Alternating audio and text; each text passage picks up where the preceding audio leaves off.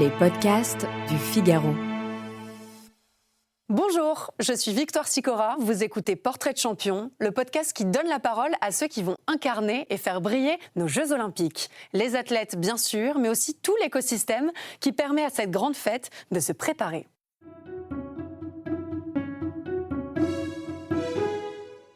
Il est né dans la famille la plus dangereuse de France. Enfin, pas vraiment, c'est plutôt une blague, mais c'est pour vous donner un peu l'idée. Une famille, une fratrie, avec des frères qui se sont tous mis au sport de combat, ça ne s'invente pas.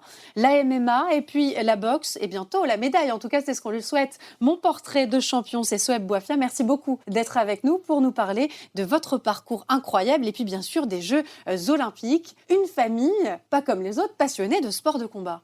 Oui, c'est ça. On a été éduqués avec le sport depuis notre tendre enfance. On a tous commencé le judo à 3 ans. Et du coup, ça a permis à ma mère de nous éduquer. Parce que votre maman vous a élevé seul, oui. On a un papa qui a été décédé tôt. Du coup, ça a permis, les valeurs du sport ont permis aussi de nous cadrer et donc de faire ce qu'on est aujourd'hui. Des sportifs, des hommes dans la vie et voilà tout quoi. Vous parlez de ces valeurs du sport. Est-ce que c'est une décision de votre maman de tous vous inscrire au judo assez tôt ?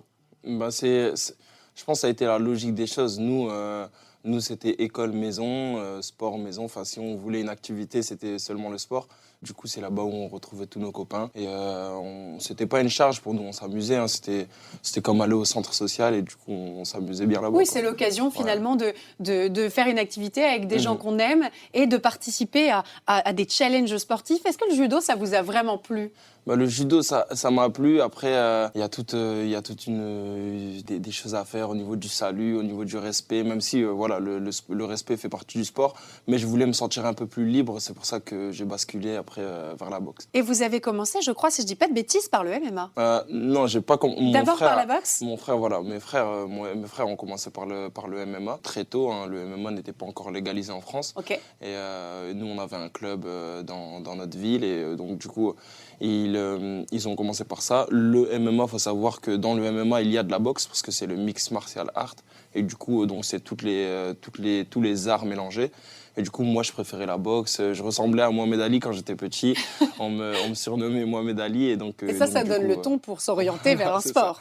C'est ça. Il y a une personne qui vous donne envie de faire ça à vraiment très bon niveau, de vous impliquer encore plus, c'est Daoud Asso. Daoud Asso, en 2008, moi je connaissais déjà la boxe de par les films, de par ce que je voyais à la télé. Mais Daoud Asso a vraiment mis une précision dans le chemin que je devais prendre. Il a fait les Jeux Olympiques en 2008 à Pékin. Il a eu l'argent. Il a eu la médaille d'argent. Et du coup, ça a créé un vrai engouement dans notre ville. C'était comme gagner la Coupe du Monde pour nous. Hein. Tout le monde était dehors, ça klaxonnait et tout ça. Du coup, ça m'a marqué et je voyais les étoiles dans les yeux de ma mère de regarder ses combats et tout ça. Et donc, je me suis dit, je veux faire la même chose. Et vous avez eu envie de transformer votre parcours d'excellent sportif en cursus olympique. C'est ça. Après, je lui ai demandé par où fallait aller pour devenir comme vous. Et du coup, il était intervenu dans ma classe et tout ça. Et donc, vous avez pu en discuter directement avec lui. Il était de ma ville, donc il est venu dans ma classe. Et il vous a donné quoi comme conseil ? J'avais touché sa médaille. En fait, ça tournait, on faisait passer la médaille. Et donc il nous disait que celui qui arrivera ne sera pas le plus talentueux, mais sera le plus déterminé. Donc, du coup, moi, j'ai intégré le club et j'y allais. Ça veut dire beaucoup de travail ? Beaucoup de travail. Après, il y a aussi cet aspect de concurrence-là, parce que mes frères aussi ont fait ce sport en même temps que moi. C'était pas compliqué à gérer entre frères ? Non, en fait, l'idée à la maison, c'était d'être le meilleur. Et donc, du coup, moi, j'avais d'autres frères. J'ai fait plein d'autres sports avant ça. J'ai fait du basket, j'ai fait du judo, j'ai fait du tennis de table. Et j'avais des frères qui étaient meilleurs que moi dans ce sport-là. Et moi, je déteste perdre. Et donc, du coup, je me suis mis à la boxe et je me suis juré que personne n'allait me battre du coup, dans ce sport. Et voilà, hein, du coup, on se poussait. Mes frères aussi ont un bon niveau. Donc, ils sont aussi des sportifs de très, très bon niveau. Donc, ce qui a fait que j'ai dû élever le niveau moi aussi. Et voilà, quoi. Une compétition en interne, on appelle ça. Voilà. Vous avez très rapidement été champion de France en catégorie poids lourd. Comment est-ce que vous espérez viser une médaille au JO ? Est-ce que c'est votre objectif de faire un peu, de suivre le parcours de Daoud Asso et de viser l'argent ? On vous souhaite l'or, bien sûr, mais au JO. C'est ça, nous, on y va pour l'or, hein, on vise l'or. L'idée, c'est depuis 2008, maintenant, j'ai cette médaille en tête et je me suis donné les moyens pour y arriver. J'ai intégré l'équipe de France rapidement. maintenant, voilà, hein, la concurrence, elle n'est plus en France, elle est à l'international. Et voilà, comme je disais, le parcours de Daouda, il m'a marqué un peu parce que c'était pas le plus attendu aux Jeux de Pékin en 2008. On ne s'attendait pas à une médaille réellement de Daouda. C'est ce qu'on mais appelle après, un outsider, voilà, finalement. Outsider, il est arrivé. Et donc les Jeux, c'est pour ça que c'est spécial. C'est tous les 4 ans, c'est une compétition. Il faut être bien physiquement, mais mentalement, et tout peut arriver pendant cette compétition. Et l'idée, moi, c'est d'être déterminé dès la première phase pour aller chercher cette médaille et ne pas la lâcher, quoi. Il y a des temps forts qui sont importants pour gagner sa place pour Paris 2024. C'est ce qu'on appelle les tournois de qualification olympique. Ça va être du 29 février au 12 mars en Italie. C'est ça. Et là, il faut viser la première place. Non, en fait, il reste 2 tournois de qualification. Et donc, du coup, dans chaque tournoi de qualification, les 4 premiers sont sélectionnés. Donc, du coup, demi-finale. On rentre, je pense, en 32e de finale. Et tu as tous les pays du monde qui se concourent et qui veulent, eux, leur qualification. Et bien sûr, et donc, la concurrence est rude. Voilà, il faut aller chercher cette qualification à Milan, en Italie, en début mars. Et si ce n'est pas, ce que je ne me souhaite pas, bien sûr, mais si ce n'est pas Milan en début mars, ce sera Thaïlande en mai, fin mai. Et ça complique les choses, ça, pour chercher une médaille au jeu? Il vaut mieux être qualifié plus tôt? Du coup, ça dépend, oui et non. On peut se dire soit la qualification, elle se fait tard, mais la préparation, elle s'est faite en amont. Et donc, plus on se prépare et plus on monte en niveau. Et donc c'est bien d'être prêt parce que le deuxième tournoi de qualification sera fin mai, les Jeux seront en juin. Et donc, du coup, voilà, on est dans la continuité de la progression. Ou bien se qualifier avant et donc éviter blessures parce qu'il peut y arriver. Bien sûr. En fait, c'est une question de stratégie. Voilà, c'est une question. Stratégiquement, moi, je préférerais être qualifié au premier tournoi et être pour être soulagé. Parce que la pression, c'est comme la pression est importante. On fait les Jeux en France et donc il y a une pression à gérer et tout ça.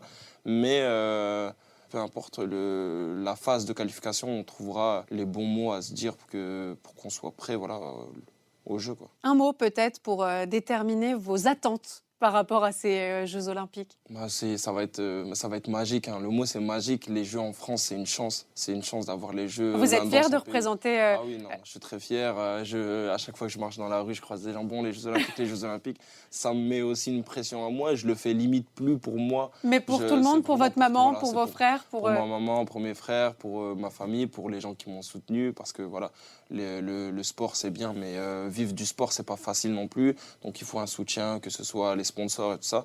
Donc le gros soutien de ma ville aussi, et donc je le fais pour eux. Voilà, je le fais pour eux. Je crois que vous êtes aussi très engagé dans la transmission envers les plus jeunes, envers les personnes aussi qui souffrent de maladies, et puis avec cette volonté de réconcilier peut-être la boxe et le MMA qu'on a souvent opposé. Je rappelle que le MMA est légal en France depuis février 2020. Vous menez des actions en ce sens, vous êtes engagé? Déjà, le fait de transmettre, c'est quelque chose qui m'est cher parce qu'on m'a transmis, moi, la boxe. Daouda m'a transmis la boxe, mes frères m'ont transmis la boxe.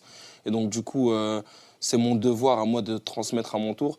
Je fais, de par mon contrat avec ma métropole, des interventions, que ce soit dans des hôpitaux, dans des écoles, dans des centres sociaux, ou peu importe. Je transmets à des gens de tout âge, hein, que ce soit des grands ou des petits. Et donc, moi, voir les étoiles dans leurs yeux que moi, c'est les mêmes étoiles que moi j'avais, bon, ça me fait vraiment plaisir. Vous vous retrouvez justement dans ces enfants? Je me retrouve. J'avais des vidéos quand j'étais tout jeune où j'étais en première loge quand Daouda revenait avec sa médaille et je me vois comme ça et je les vois eux derrière. Et pouvoir en toucher un ou deux dans une classe c'est hyper important, ça peut changer une trajectoire de vie? Vraiment, vraiment. Parce que en fait, les gens, dans les milieux populaires d'où je viens, les gens ne se rendent pas compte que c'est accessible à tout le monde.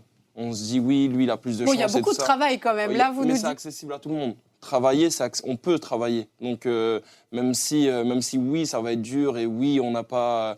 l'accès au matériel, il est un peu plus compliqué, ou l'accès à des salles est un peu plus compliqué.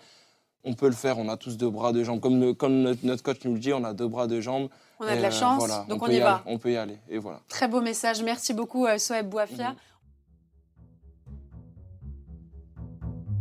Merci beaucoup d'avoir écouté ce podcast. Vous pouvez nous retrouver sur Figaro Radio, le site internet du Figaro, Spotify, Apple Podcast et toutes vos plateformes préférées. Si vous avez aimé cet épisode, n'hésitez pas à nous mettre 5 étoiles et à nous laisser un commentaire. À bientôt pour un nouveau portrait de champion.